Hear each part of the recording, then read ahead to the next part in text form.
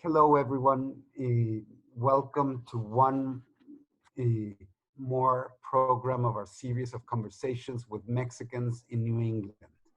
It is part of our public diplomacy program in which, with the help of many Mexican scientists, academics, and artists, we aim to showcase how Mexicans are contributing to culture, education, and science in New England.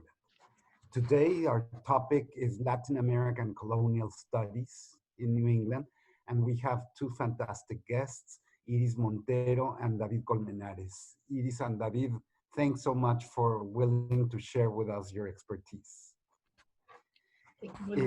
Let me introduce our speakers. Iris Montero received her PhD in History and Philosophy of Science from the University of Cambridge, where she was the first Mexican to receive a Gates Scholarship for doctoral studies on humanities. She is currently a visiting assistant professor of Hispanic Studies at Brown University in Rhode Island. Thank you, Iris, for being with us. My pleasure. Iris is a cultural historian of early modern science and medicine working on European, Latin American, and indigenous traditions of natural knowledge production.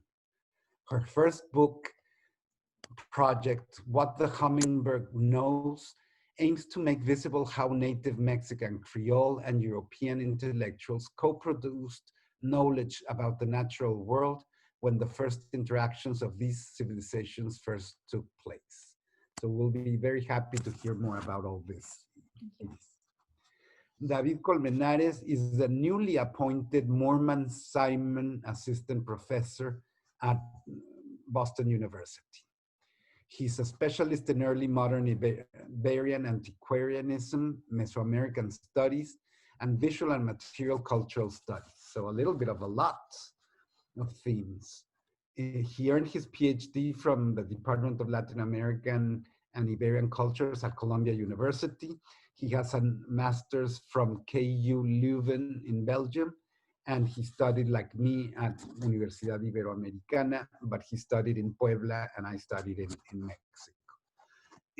His research has been supported by the Max Planck Institute of Berlin, the John Carter Brown Library in Providence, that is very close to Iris, and that you work with that library too, and Dumbarton Oaks in Washington, D.C., which is a fantastic Harvard institution in Washington. At Boston University, David teaches classes on literary, visual, and cultural studies, with a focus on the intersections of early modern Iberian and Mesoamerican studies. So let's begin our conversation. It's going to be more a conversation between both of you, but you have Barbara del Castillo, who is in charge of economics, culture, and tourism promotion at the consulate, and she has worked for this event too.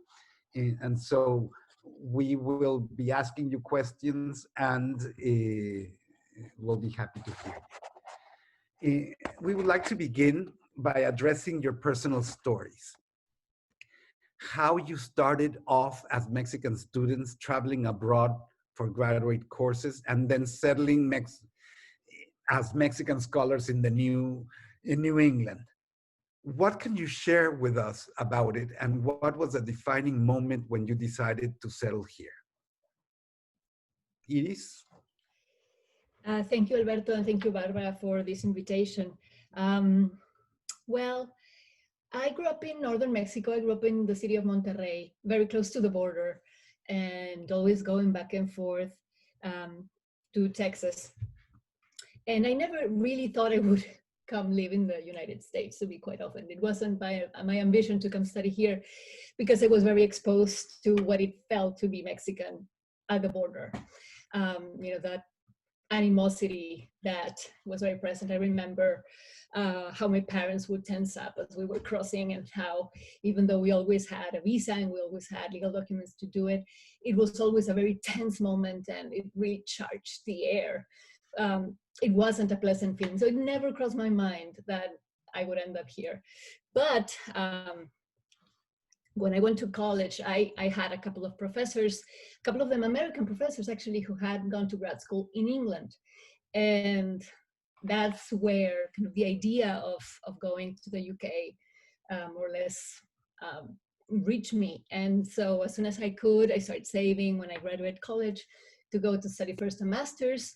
And then many years later, I came back to do my PhD. While I was doing my PhD, I met my partner, my now husband, who's an American. And when that happened, well, it was basically a story of the biggest contingency there can be. You know, love brought me here. And, you know, it took a while. At the time, he was living in Canada. That felt like something very positive to us, a neutral place. I was not immediately moving to the US, but very soon after we got married and when I was pregnant with our daughter, he got a job here. And so we moved here. I arrived with a 3-month-old, and my life really changed. So it has been not a planned thing, but a great contingency that with time I have really grown to appreciate and love, really. But it's been unexpected. Love you. And I think that it would be interesting to, I don't know if it exists, a research about how many Mexican professionals moved because of love. The other day in a conversation, 2 of them moved because of that. Tell us your story, David. Well, yeah. With the risk of reading too much into coincidences, my connections to New England are again significant, at least for me. Turns out that in a similar way than Iris, I never really thought about studying in the US or settling in the US, but I lived many years in Europe, and during those times I spent a few months visiting Brown University as a visiting student, pretty much, and I absolutely fell in love with the place, with the prospect of studying in the American academic system. And soon afterwards, I applied to PhD programs, and I moved to the University of Columbia in New York to begin my studies.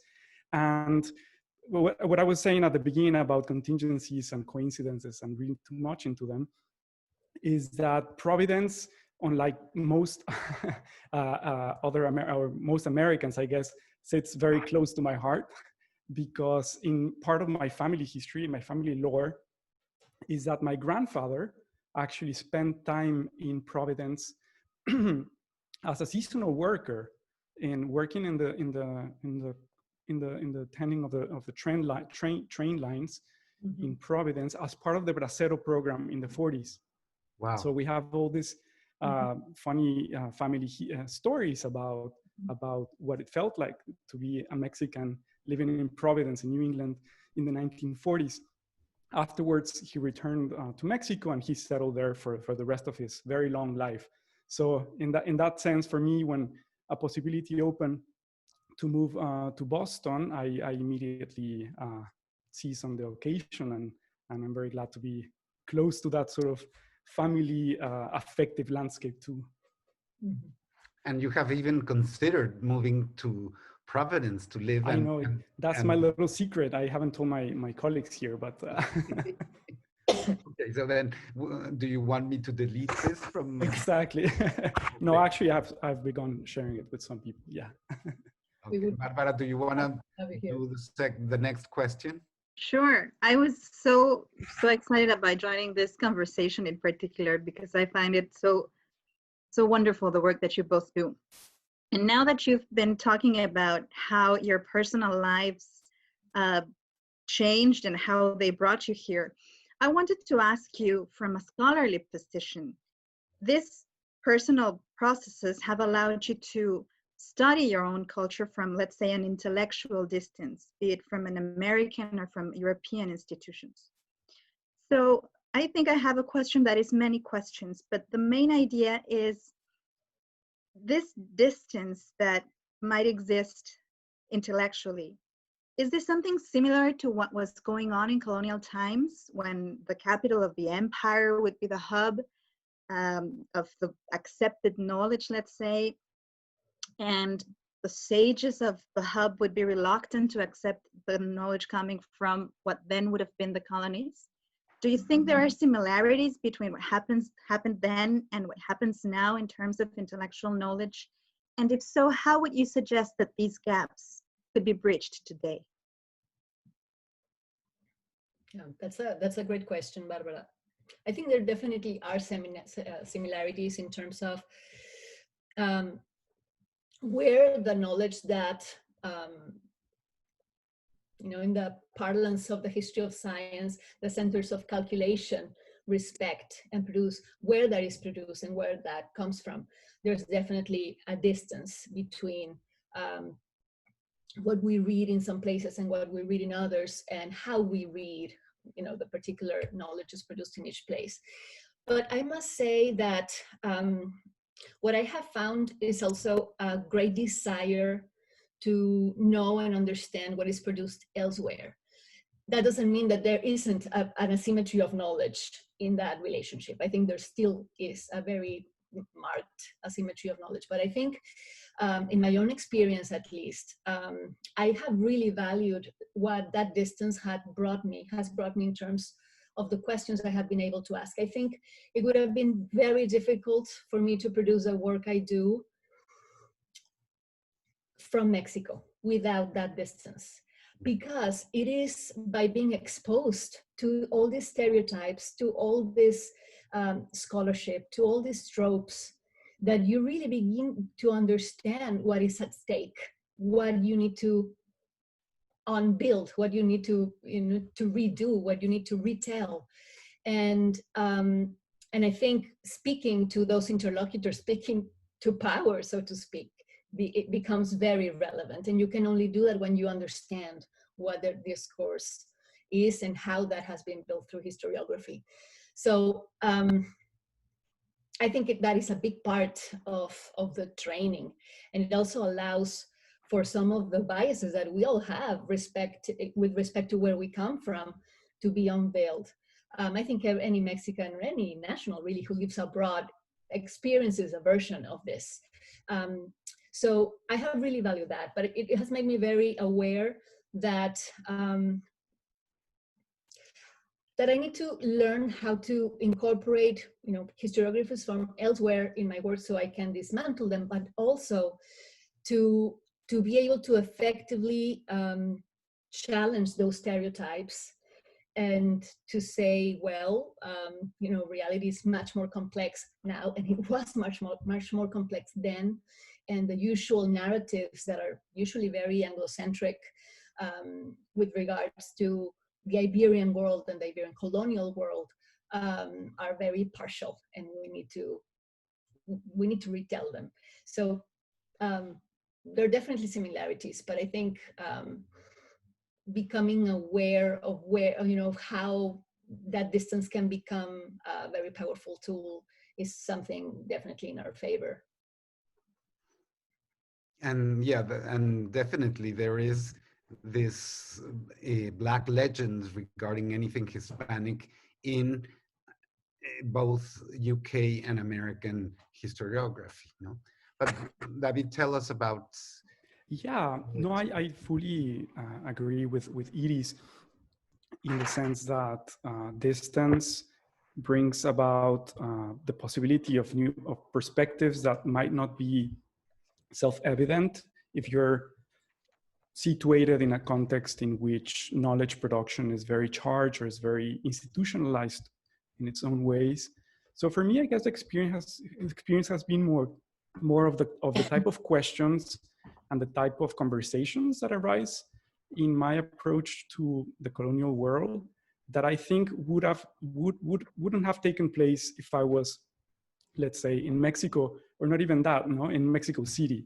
Mm-hmm. So something I've been thinking about recently is not only that there's certain powerful, let's say, institutions and dynamics of knowledge and scholarship within national traditions, but often within regional settings in national traditions. So the fact that, for instance, I was not I did not grow up in Mexico City. I did not attend school in Mexico City. And I got my education in various different other places, I think has allowed me to pose different types of questions that I think would have been harder to pursue if I was right there. So that's one thing I've realized about the sort of the richness of experience that comes with a certain detachment to, let's say, institutional settings. The other thing I was thinking too is that, to go back to Barbara's excellent question, is that I think also this experience has allowed me to realize that the Hispanic world, or let's say even the study of the Hispanic world, has also been a polyfaceted or polycentered world. So especially if we go back to the 19th century, the early 20th century, we start to see that there's also very strong and often forgotten traditions of scholarship and academic traditions that sprung throughout the world, certainly in Europe, but also in the United States and concretely in New England. So being exposed to that type of context, I think, is also been very, very interesting to me. Thank you both. Yes, in my experience too, for example, I did my master's in history in Mexico and my PhD in Washington. And it's incredible, the type of questions were totally different, the type of approaches. So thank you for sharing with us. Now, in the work that both of you do, there is not only the need to bring together the two views and two cultures, the Mexican and the Anglo, but very interestingly, a much more complex one to relate to because we don't really know much about it. There are only interpretations, and it is the indigenous pre-Hispanic world. Or we know more and more, but still a lot of it is interpreted or even interpreted by the first Spanish missionaries or the indigenous that were Spanish, that were taught in Spanish. And so the translation of languages must have changed everything. But tell us more about how do you share this to students here? How is this best done? How is it received?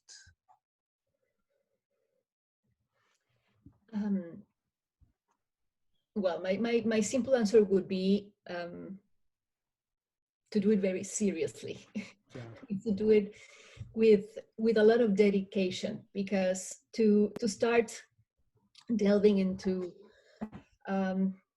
pre-Hispanic, into the pre-Hispanic world requires skills that take time to develop. It requires languages, it requires understanding the visual codes in which many of these documents were produced. And all of that is a training that once acquired, I think, makes one really responsible of how, without that, you cannot really go very deep.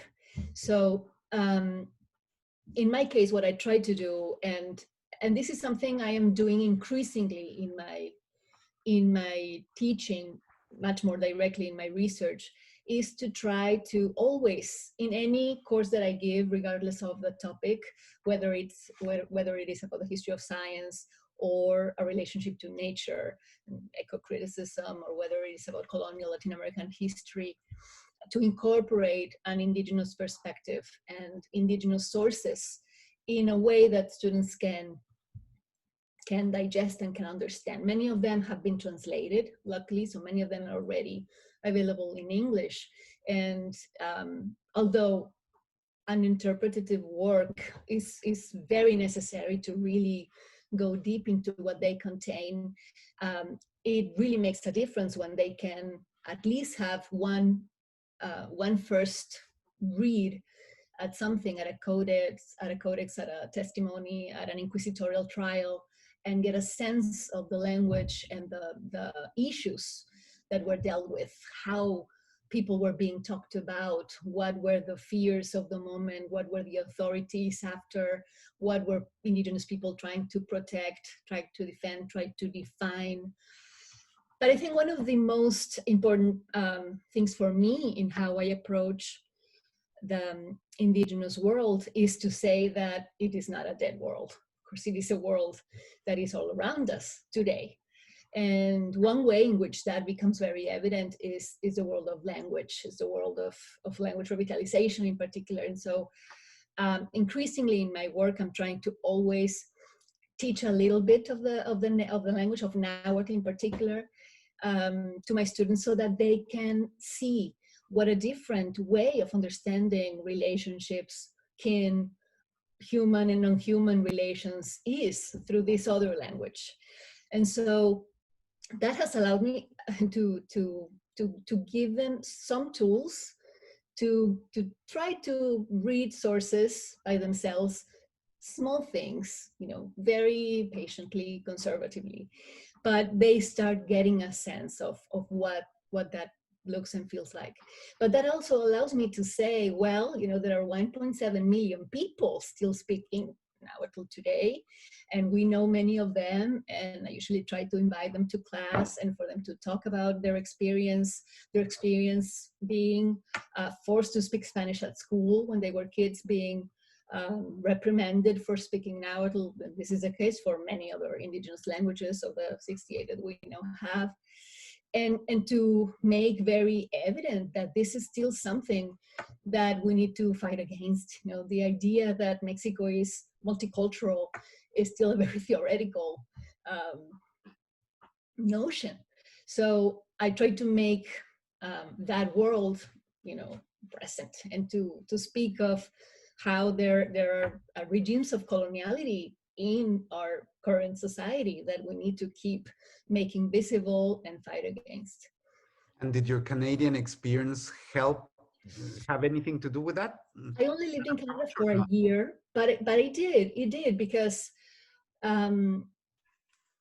Canada has been able to deal with this with the indigenous issue in a very different way. So there are, you know, there's more awareness of First Nations, as they call them there. There is a bigger representation of First Nations peoples in universities and as scholars. And there is definitely, you know, at least from a Mexican perspective, it would seem a more kind of horizontal relationship towards indigenous scholars there, I would say. You know, in the case of Mexico, it is rare to think of indigenous scholars in academia. You know, it's hard to identify those people working, you know, as equals with others in the intellectual arena.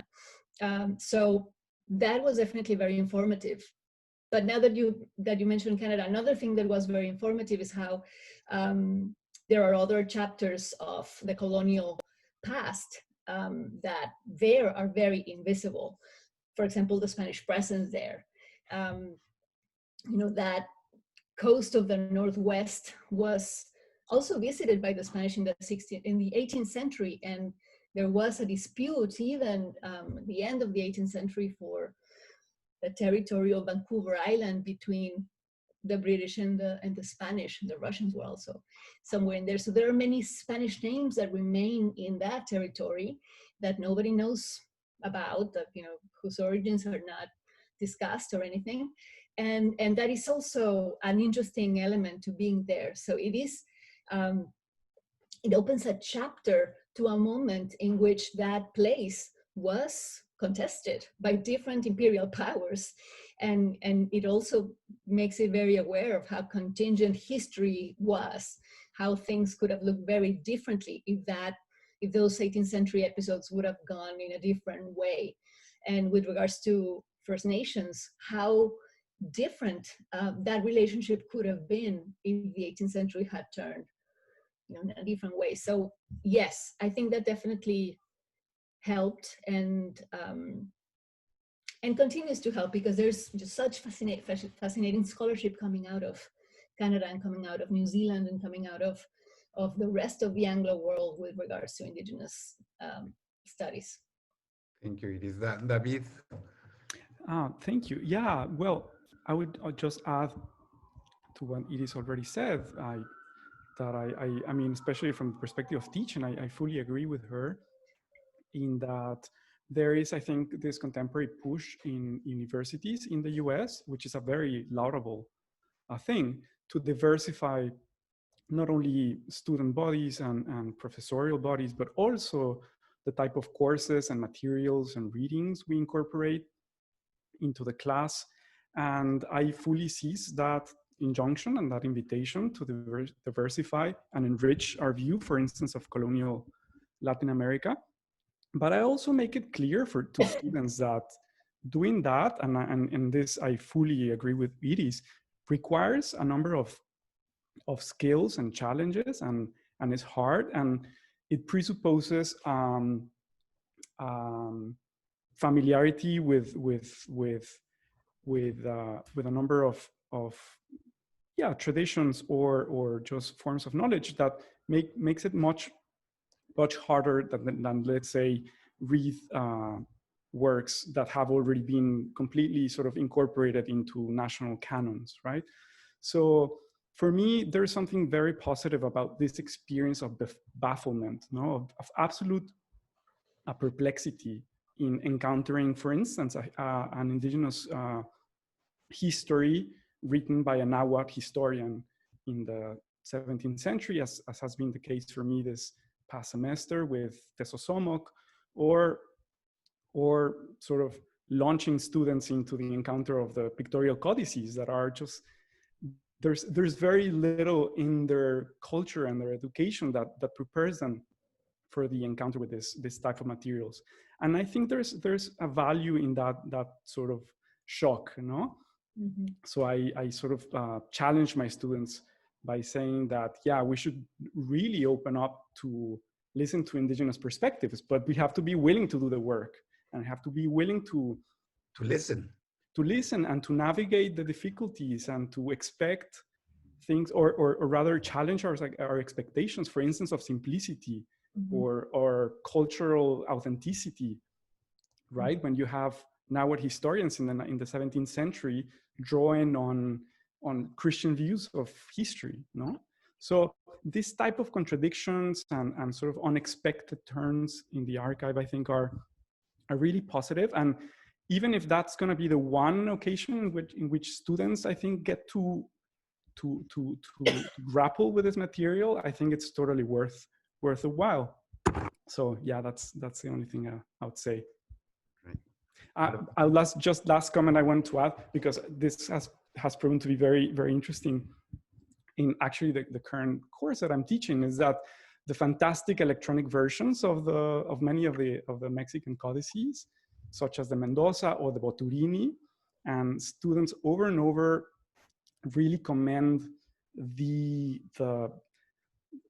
way these new applications and visual and electronic versions really makes it much easier to deal with these sources. So that's something I wish continues to expand. There's been already many, but that's been a great pedagogical tool. Yeah. Barbara? Yes, and allow me to try and make a connection between those past remote times and what we're living now. It could be argued, or has been argued, that smallpox was one of the reasons that the Spaniards were able to conquer the Americas. And the periods that you study do cover a number of disease outbreaks or other pandemics, the plague, like cholera, or others, right? So from that knowledge that you have, what would you say are the social lessons and the individual lessons that you find in those times that you think could nowadays help us to cope better with our current very modern pandemic and anticipate maybe the social impacts and the costs that it will have? I've been thinking a lot about this. and I'm very interested to hear what David has to say. I mean, particularly the 16th century is a time when people were thinking about the end of the world constantly. You know, this idea of millenniarism. With every turn of the century, the idea that getting to America or conquering Mexico, or finding these places that were all labeled as new Edens, as finally finding the promised land, opened the possibility of finally reaching that end of history, were very present.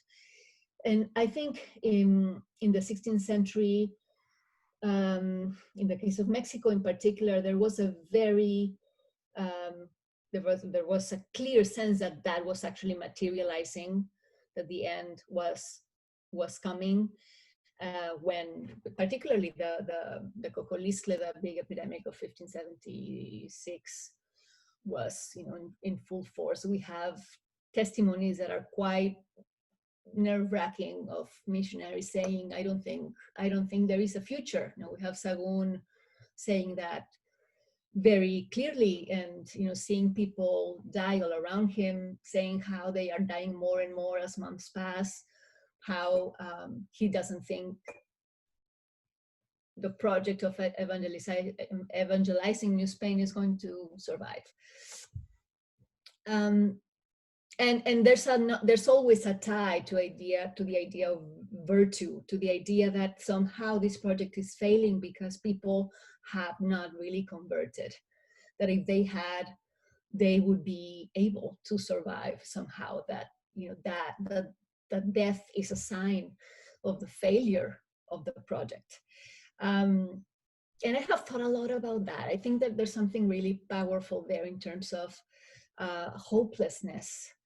But very recently I read something that made me think of it in a different way. I was reading this great book by David Reséndez called The Other Slavery. And there he makes a very interesting point that he takes from another historian, Paul Kelton, about how there is this synergy between epidemics and slavery from the very beginning in the Americas. And he makes a point that if people in the Americas had been left to their own devices, they would have recovered demographically from epidemics, as had been the case, with the Black Death in the 14th century in Europe, as had been the case of other big epidemics elsewhere, where a century or 2 centuries later, population had recovered to the point previous to the epidemics. But in the case of the Americas, enslavement and forced labor prevented that from happening. At least that is David Reséndez's point. And that makes sense in the sense that people were just not able to remain with it where they were. They were worked to death. They were displaced. They were, raided, and would get sick during the raids, etc. And so this vicious cycle where enslavement helped epidemics and the other way around was a very extraordinary occurrence. So I think what that tells me for today is that the way these economic systems work is central to understanding why some people are more vulnerable to epidemics than others. And we have seen that very clearly in this country, in the case of African Americans and Latino people who, are suffering more and are dying more because they are not left to their own devices. They are not allowed to stay home. They just cannot. And so in that sense, it is a very tremendous realization to think that, some of the structures that were being launched at that beginning of the colonial world somehow are operating with different shapes and different names and different kind of financial regimes, but in a very hierarchical way too. Thank you, Iris. David? Yeah, no, that's a very Yeah, sensitive topic. I was recently reading also one of the earliest accounts of the conquest on the, I think it's the Annales of Tlatelolco, and the authors of that text make an intriguing connection between a plague and the mass murder of Mexica nobility in the Templo Mayor. No? And it was very strange. Something I actually discussed with my students. It's about the possibility of such a coincidence, and rather we tended to think more in terms of how the sort of catastrophic events were perceived as expressing some higher level of coherence, let's say, and symmetry, right? On the one hand, the murdering of people, completely uncalled for and completely beyond, let's say, the rules of engagement or war, and the unforeseen event of a pandemic. So it's very intriguing to see how this sort of recurrence of, as it is really clearly pointed out, of organized violence, let's say, and disease tend to mix and entangle in colonial history. And I would go a little bit further and say that it also makes me think that the ways that it's not only being perceived as a coincidence, but also has been deployed as an actual act of bioterrorism, no? And that takes us more into, I guess, a later period, perhaps even the 19th century, and the way that indigenous peoples were persecuted throughout the Americas, and often by poisoning of wells and the contagion, like orchestrated contagions, etc. So I think I agree that there's a deeper connection there that is perceived, and yeah. So yeah, I think that's something I've been thinking about, and it's certainly, yeah, it's that whole episode in Sahagún, and in some later Dominican sources on Oaxaca, for instance, no, that really tied sort of the exploitation of indigenous people to the decimation of their population, and disease as this sort of element that compounds that violence is really striking. And I think it will be a very interesting project to really think through this connection, no? Of organized violence, let's say, and disease. Mm-hmm. Thank you both for such strong reflections and the parallels between what has happened before and today. As you know, statues and monuments are erected as a commemoration of our past and our historic memory. And we have recently seen how one way in which the many expressions of rejection of abusive practices of our past has been to reject the statues and monuments themselves, and defacing or toppling them. And we have seen it here in Boston, but also in California. So colonialism is a term that is more and more associated with these types of practices, which are being today rejected generically. What is your stance on this? How would you explain what can be done with that past? Do we have to put it away? Is there a way to continue? What lessons should be learning from this? And this time I will ask David. I kind of heard him participating in a BU conference on that topic. And so why don't you begin, David, and then sure. Yeah, thank you, Alberto. I would say that for me, the question, and in fact, I have been participating in a number of conversations on this topic, and I think on some of them we were thinking more in terms of the let's say marginal histories that were also sort of expressed in, for instance, the 19th century around the erection of some of these monuments throughout American urban landscapes. But the more I've been thinking about it, and sort of especially in light of recent events, the question that I think for me tends to be more urgent is what do we do after the monuments have fallen, right? So the question is really not so much about what to do with this monumentalization, which I think it's clear that we've reached the end of, let's say, the social function of that type of procedure. But the question is then, like, what do we do now? What do we do with these histories and these pasts once the monuments have been removed, right? And here again, I think it's a little bit of a challenge for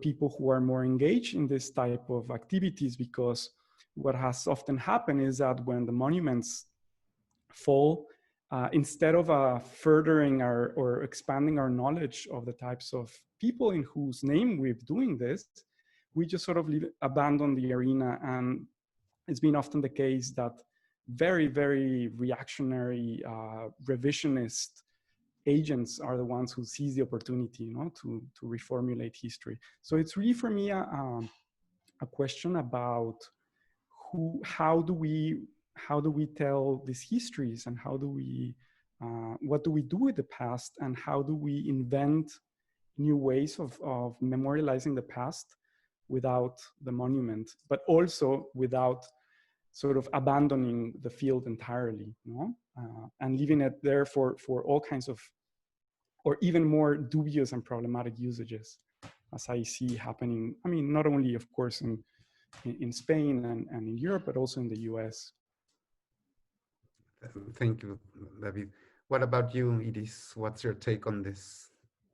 I think I agree with David that each of these instances of monument destruction is an opportunity to revisit the episodes that made these figures relevant, you know, at any given time, to understand the drive behind erecting them in the first place.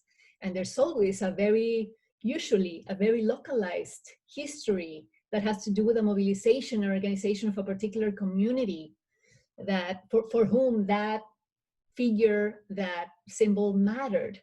So I think it is very important to understand that when that changes, when that link is somewhat broken or challenged, what it means is that the memorialization of that symbol has shifted. And I don't think it necessarily needs to be a huge tragedy. I think it opens the possibility of a new discussion of changes in values. But I do think also, and David also said this, that usually those opportunities are not, you know, grasped particularly by professional historians. And I think that is something that is really missing from the public discourse. There are structural reasons for that. There are very little incentives for professional historians to throw their hat in the ring and write op-eds about monuments, particularly if they are not tenured, they don't have job security, and nowadays, even if they do, because these are contentious topics, and they are obviously, I mean, for anyone who has respect for the past, it's very difficult not to sound conservative or reactionary. And that is the definition of the historical craft. But I think, I mean, it would be great if we could write informed commentary on these great opportunities to revisit meaning and symbolism in a way that honor the current climate and the thoughts and reasons of contemporary communities for whom things are no longer have the same meaning. Right? I mean, Cervantes is a great example, right? Many people, you know, pusieron el grito en el cielo, like, why Cervantes? Why? What does that mean?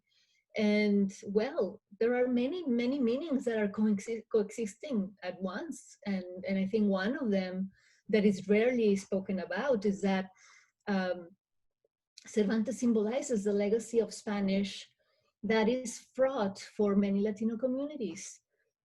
They have a difficult relationship with Spanish because just like indigenous speakers were, forced to speak Spanish in Mexico, Spanish speakers were forced to speak English in the United States. And now that they don't speak good Spanish, they are castigated by Latinos as well because they are not Latinos enough. And it's just a difficult topic. It's a fraught area. So to place all those emotions into a figure like Cervantes is a way of coping with that fraught relationship with Spanish. Is complicated, and I think many of these symbols have different meanings for different communities. And I think definitely it would be great if we could figure out a way to voice all these different kind of places of enunciation. What is happening when a symbol like that just changes meaning and is no longer relevant, and take that opportunity to contextualize it more. But again, I see a problem with incentives for historians to do that. I don't know what you think about that, David. No, I agree. I think it's a fraught relation, but at the same time, it makes me think that perhaps the type of agency that I see, taking hold, perhaps it's precisely one that shouldn't come from let's say professionals of the past, right? But rather from different agents for whom the symbols are charged, or that see themselves in a position that somehow feels personally connected to this with this history. And one way that I've been seeing as a very interesting way of approaching the question of what do we do after the monuments fall is the type of work that many artists and especially visual and plastic artists have tackled these questions. And I think there's room there perhaps for ways of relating to the past that are precisely not exclusively the work of the historian, but rather people who also feel concerned with this past for different reasons. So, but again, maybe that's precisely one of the problems, right? That when professional history somehow gets too detached also from these contemporary concerns or from other types of voices, this type of wedge is drawn, and then again, there's almost like the breaking down of a communication channel between, for instance, exactly the defenders of the legacy of Cervantes and actual Latino speakers of Spanish, etc. Yeah. Thank you. Barbara, do you want to ask the last question? I want to ask the last question about the work that you do. And so much of your work being done in archives, has this made it easier for you to continue working during this time where you're not supposed to be where you normally are? And on the other hand, how are you documenting our current time for future scholars? I think the way COVID affects scholarship really has to do not so much with the discipline, but whether you have caring responsibilities or not. I don't think it's so much discipline contingent. But of course, COVID has arrived at a time when, as historians, we have tremendous resources, digital resources, and there are so many possibilities to access collections around the world that would have not existed even 10 years ago. So in that sense, there is a lot we can do even from the safety of our living rooms. But I do like your question a lot, the second part of your question, because I think there is something to the changing pace of our working life since COVID that I think allows, for some more than others, but I think that allows a certain space for thought, thought, for deep thought, for reflection, and for careful observation of what's around us, even small processes like passing of the seasons, or birds eating in the garden, or plants grow, or things go dry, just paying attention to the world around us in a way that we rarely did when we were just running all the time, that I think will have interesting effects in the way we do scholarship and the way we write. I hope, at least I hope it does. But I do feel that change in myself, that there is something about this slower pace that, well, as an introvert, agrees more with me, definitely, for sure. I'm totally fine, I'm very happy. But also that has to do with this space, with this lesser noise, and with this, just different rhythm that I think is conducive to a different type of reflection, not so contingent, not so reactive, but more about, the really big driving forces behind civilization and, what moves us as humans. I'll leave it there. I'll just jump in with some final thoughts. I often joke these days that I decided to take a little break from working on the 16th century, and I've been writing an essay on the 19th century simply because it was easier to find the sources in Google Books. But besides that, I totally see this point. I hadn't thought about the sort of the difference in pace, but if I reflect on my own work, it's been much more